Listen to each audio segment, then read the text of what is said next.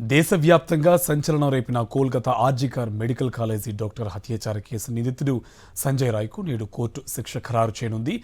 ఇప్పటికే ఈ కేసులో సీబీఐ సమర్పించిన ఆధారంగా సంజయ్ రాయ్ను కోర్టు దోషిగా తేల్చింది. దీంతో ఇవాళ శిక్ష ఖరారు చేయనుంది. సంజయ్ రాయ్కి జీవిత ఖైదు లేదంటే మరణశిక్ష విధించే అవకాశం ఉంది. తన కొడుకు తప్పు చేస్తే ఖచ్చితంగా తగిన శిక్ష విధించాల్సిందని అన్నారు నిందితుడు సంజయ్ రాయ్ తల్లి. మహిళా డాక్టర్ పడిన బాధను తాను అర్థం చేసుకోగలనన్నారు.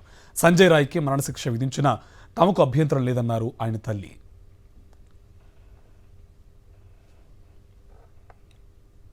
దేశవ్యాప్తంగా సంచలనం రేపిన Kolkata RG Kar medical college doctor హత్యాచార case నిందితుడు సంజయ్ రాయ్కు నేడు కోర్టు శిక్ష ఖరారు చేయనుంది.